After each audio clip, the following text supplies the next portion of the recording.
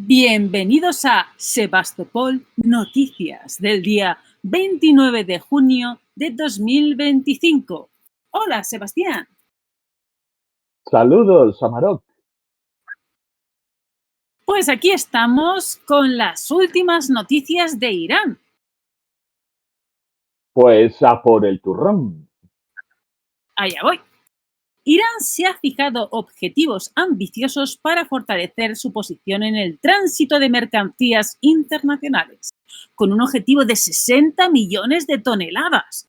Esta iniciativa surge en un momento en el que el país enfrenta las repercusiones del conflicto en curso con Israel, el cual ha alterado un poquito significativamente su papel en el panorama geopolítico. Los informes indican que más de 1 millón de afganos se han visto obligados a regresar de Irán y Pakistán, lo que pone de relieve una crisis humanitaria agravada por la guerra. ¿Qué tienes que decir, Sebastián, a esto?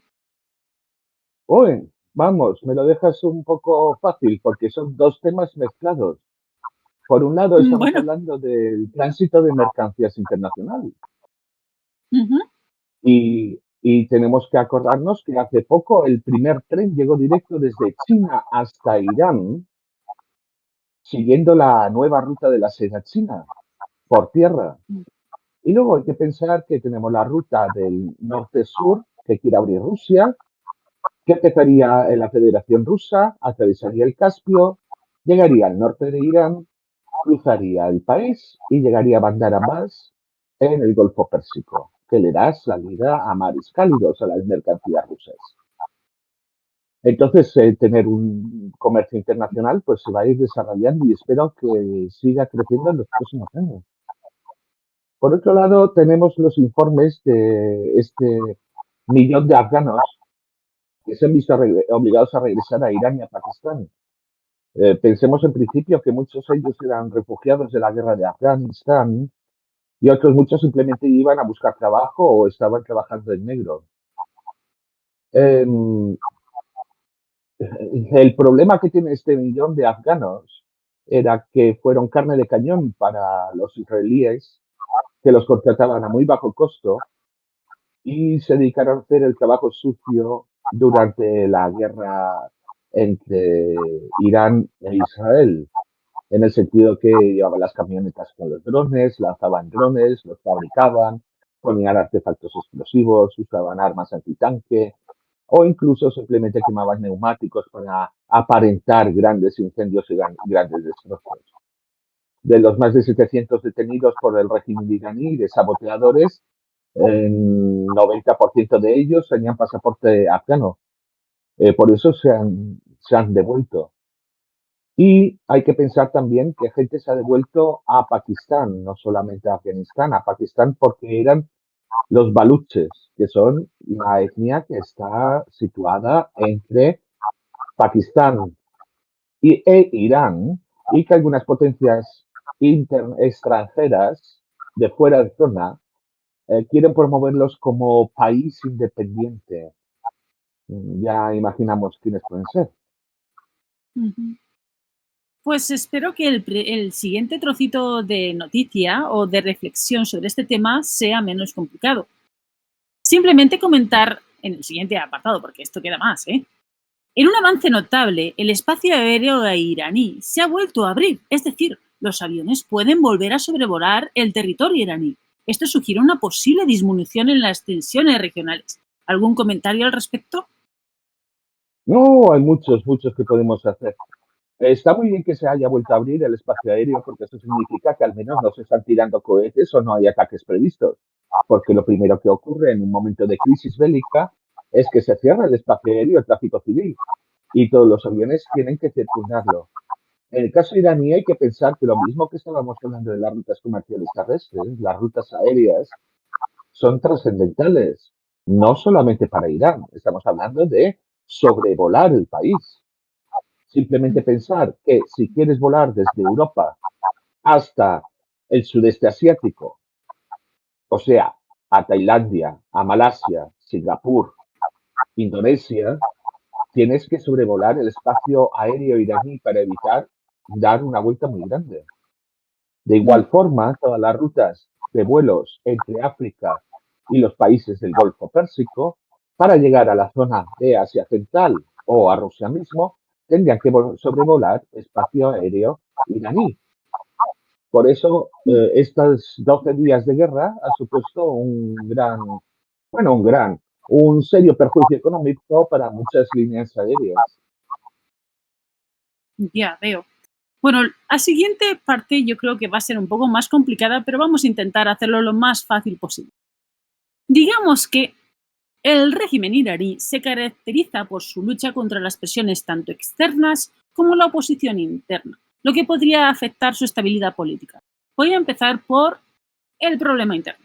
A nivel nacional, el gobierno iraní sigue centrado en sus desafíos internos, con esfuerzos constantes para abordar la disidencia nacional. ¿Hay algún tipo de comentario que podamos hacer de esto? Sí, es muy curioso. Ya hemos hablado un poco de los afganos anteriormente. De hecho, la Ujú. disidencia interna estaba básicamente promovida por ciertos servicios de inteligencia extranjeros. Lo que ha pasado en Irán y lo que pasa en muchos países es que en el momento que se ven atacados por un ente externo, especialmente como ha sido el caso de Irán, que ha sido atacado de una forma brutal y sin ningún anuncio, sin ninguna declaración, simplemente se han despertado y se encontraban bajo un bombardeo. Eso ha hecho unir a la población. La gente que podía estar más descontenta o gente que tendía más a apoyar posturas más pro-occidentales dentro de los mismos iraníes, lo cual no es difícil de entender, en ese momento se han vuelto más pro-régimen de Irán. Han dicho, vamos todos a una. Y nos encontramos que, como he dicho, que la gran mayoría de los disidentes o gente que realizaba actuaciones en contra del régimen eran precisamente no iraníes o se encontraban enmarcados, por ejemplo, como el grupo terrorista MEK, que eso está pagado por la CIA desde hace muchos años, o la presencia desde el exterior del Shah de Irán, del hijo del ex Shah de Irán, que pretendía levantar a la población. Ha resultado completamente fallido. Bueno, pues a nivel nacional parece la cosa complicada y a nivel internacional digamos que lo tengo complicado yo, porque a continuación voy a decir una frase que ni yo misma entiendo muy bien y espero que Sebastián me ayude. A nivel internacional se da la situación siguiente. Figuras claves del ejército iraní, especialmente el jefe de las fuerzas Q2 del TGRI, han celebrado éxitos recientes con el objetivo de proyectar fortaleza ante las amenazas externas. Mientras tanto, el Ministerio de Asuntos Exteriores iraní ha rechazado las solicitudes internacionales para inspeccionar los sitios bombardeados, reforzando así su resistencia al escrutinio externo de las actividades militares. Aquí me temo, Sebastián, que tienes dos problemas. Uno, exponer el contenido y segundo, explicarnos qué es esto de la fuerza QDS del CGRI. ¿Conoces? Es la fuerza Al-Quds de la CGRI, es la Guardia Revolucionaria iraní. Son Oh, los altos mandos de la Guardia Revolucionaria iraní y el Al-Quds serían los especiales dentro de la Guardia Revolucionaria iraní. La cuestión es que las Fuerzas Armadas de Irán tienen unas divisiones así un poco curiosas por motivos religiosos y demás, y está el ejército regular y luego están la Guardia Revolucionaria. Y dentro de eso están los grupos que lideran esa Guardia Revolucionaria, los grupos más entregados, que serían las fuerzas Al-Quds. ah, Um, ah, claro, entonces es eso, es la parte militar. Entonces, claro, el Ministerio de Asuntos Exteriores iraní ahora está rechazando cualquier cosa y cualquier solicitud que venía de fuera. Especialmente hay que tener en cuenta lo de la cuestión de la OIEA, la Organización Internacional de la Energía Atómica, que está dirigida por el argentino Grassi, perdón, y ujú. que era la que controla internacionalmente todos los centrales nucleares alrededor del mundo. siempre y cuando el país haya firmado un tratado, que es el NTP, se llama el Tratado de No Proliferación, más conocido como el Tratado de No Proliferación. Y entonces, ¿eso qué quiere decir? Que tú aceptas, tiene representantes internacionales de esta organización, que es dependiente de la ONU, es una organización dependiente de la ONU, igual que puede ser la FAO o otras por el estilo, o la UNESCO. Y entonces venían y te inspeccionaban, decían, sí, todo está bien, no estás produciendo armas atómicas, o si las produces, vale, sabemos esto y lo otro, y era para que estuviera todo bajo control, para que estén las medidas de seguridad y no te reviente la central nuclear de un día para otro y demás. ¿Qué es lo que pasa? Que estos señores estaban usando un programa informático llamado Mosaic. Y el Mosaic es de Palantir, que es de Richard Thiel.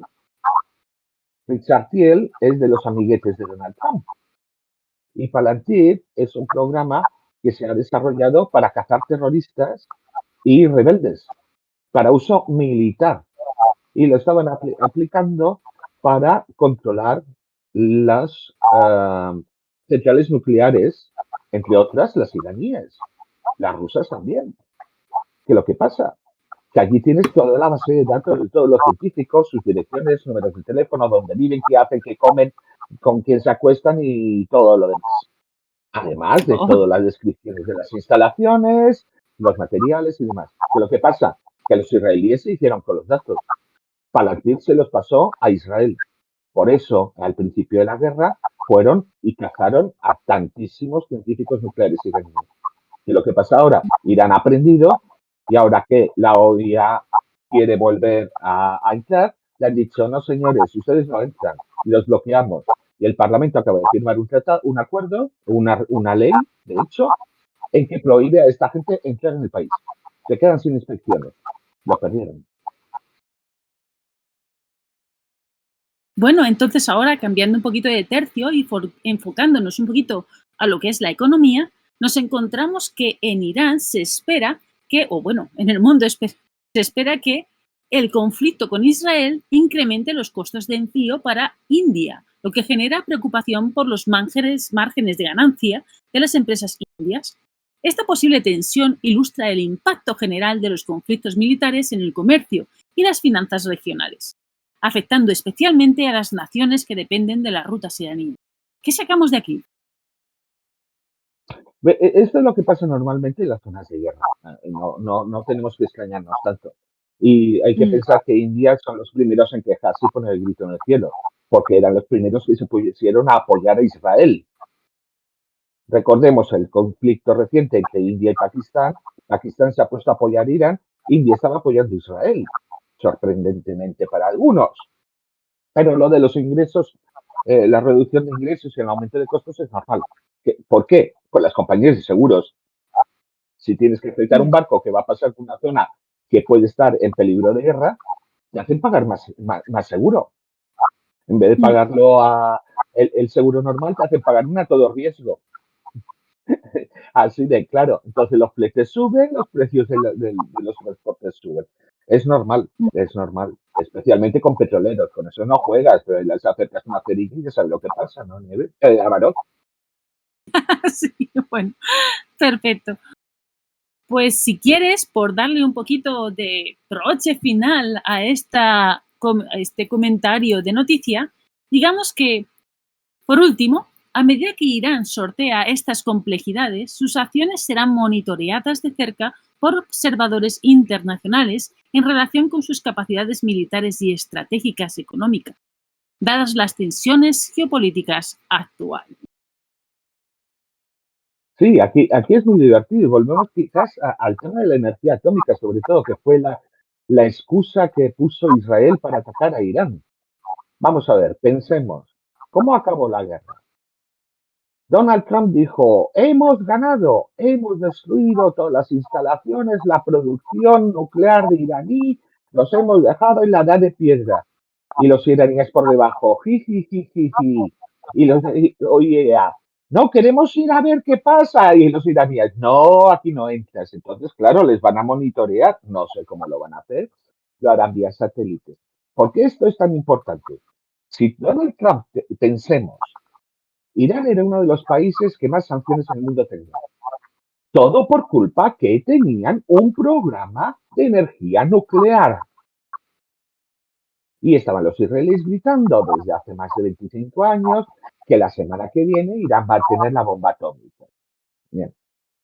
Entonces, Estados Unidos y la Unión Europea y otros países sancionaron a Irán por este programa de energía atómica. Sí, los americanos, si Trump tiene razón y han ganado y han destrozado la energía atómica iraní, les tienen que levantar las sanciones, ¿no? Y si no, ¿por qué mantienen las sanciones? ¿Es que Trump ha mentido? No sé, te lo dejo a ti. Bueno, a mí o al público que nos escuche, porque seguramente habrán quedado muchas preguntas en el tintero por los comentarios y las noticias que estamos hoy comentando. Entonces, si te parece bien, Sebastián, le damos broche final, dejamos que las personas que hayan escuchado nuestro comentario de noticia dejen sus comentarios, preguntas y demás, que nosotros en los próximos vídeos podemos perfectamente contestarles. ¿De acuerdo? Muy bien, muchísimas gracias, Samarot. Un placer, Sebastián. Pues hasta pronto y así queda la noticia de hoy.